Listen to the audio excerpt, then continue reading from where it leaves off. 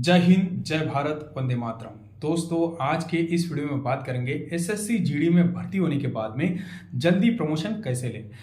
Departmentally promotion आपको कितने साल बाद मिलेगा, एग्जाम देके आप कैसे जल्दी प्रमोशन ले सकते हैं, उसके बारे में डिटेल से बात करेंगे। तो दोस्तों, कई सारे लड़के जो है एग्जाम नहीं दे पाते हैं, कौन सी गलती वो करते हैं, आपको क्या गलती नहीं करनी है, उसके बारे में डिटेल से इस वीडियो में बताऊंगा।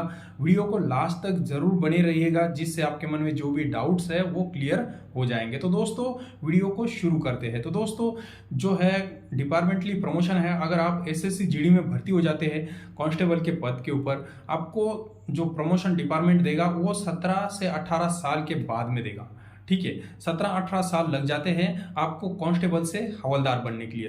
तो बीच में दोस्तों आप एग्जाम देके भी प्रमोशन ले सकते हैं। डिपार्टमेंटली एग्जाम आती है दोस्तों, आपका जो से ट्रेनिंग हो जाएगा, ट्रेनिंग के बाद में 3 साल के बाद में आप एग्जाम दे सकते हैं। ठीक है, 3 साल का आपका जो सर्विस रिकॉर्ड है वो अच्छा होना चाहिए, नहीं तो आप जो है एग्जाम नहीं दे सकते। 3 साल का समय होने के बाद में आप डिपार्टमेंटली जो एलडीसी की एग्जाम आती है, तो आप वो एग्जाम देके हवलदार बन सकते हैं। दोस्तों, जो एग्जाम कई सारे लड़के नहीं दे पाते हैं, उसका कारण ये होता है कि उनका जो सर्विस रिकॉर्ड होता है वो खराब होता है, इसके कारण वो एग्जाम नहीं दे पाते। तो आपको जो आपका जो सर्विस रिकॉर्ड है वो अच्छा रखना होता है। ठीक है, तो कई जो गलती नहीं करनी होती, आपको पनिशमेंट नहीं मिलनी चाहिए, आपको सज़ा नहीं मिलनी चाहिए। अगर आपको कोई सज़ा मिल जाती है, वो आपके सर्विस रिकॉर्ड में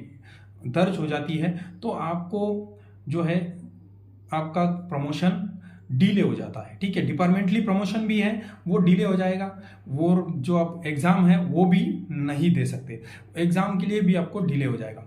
देखो दोस्तों, जैसे आपका एग्ज़ाम मतलब आप एग्ज़ाम के लिए नोटिस आएगा, तो आपको क्या करना होता है कि पहले एग्ज़ाम के लिए फॉर्म भर देना होता है और आपको जो एनओसी लेनी होती है। दोस्तों, आप ये जो हो गया डिपार्टमेंटली एग्ज़ाम के लिए। दोस्तों, आप बाहर से भी आप एग्ज़ाम दे सकते हैं। ठीक है, जैसे एचसीएम का जो होता है, मिनिस्ट्री हवलदार का डिपार्टमेंटली भी एग्ज़ाम आता है और बाहर से भी आप एग्ज़ाम आता है, तो आप बाहर से दे सकते हैं, उसके ऊपर कोई असर नहीं पड़ेगा। लेकिन जो अगर आप डिपार्टमेंट की बात करेंगे, तो डिपार्टमेंटली जो प्रमोशन मिलता है और आप एग्ज़ाम देके भी प्रमोशन जो लेना चाहते हैं, तो उसके लिए उसमें बहुत असर पड़ता है आपका सर्विस रिकॉर्ड का। ठीक है, तो आपको ये गलती नहीं करनी पड़ेगी कि आपका जो सर्विस रिकॉर्ड है वो खराब हो जाए। आपको कोई गलती नहीं करनी है, कोई आपको सज़ा नहीं मिलनी चाहिए जिससे आपका जो आप एग्ज़ाम दे रहे हो वो एग्ज़ाम नहीं दे पाएंगे। आपको जो भी आप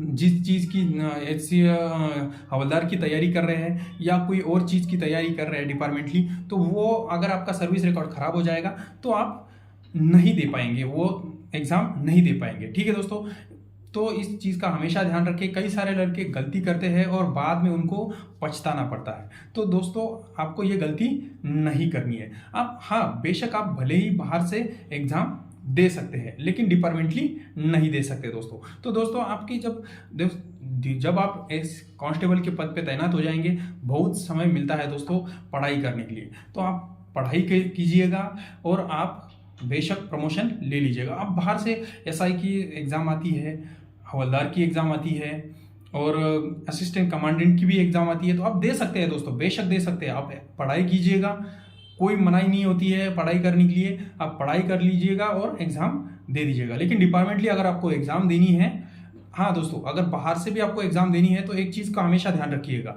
आपको एनओसी लेना पड़ेगा।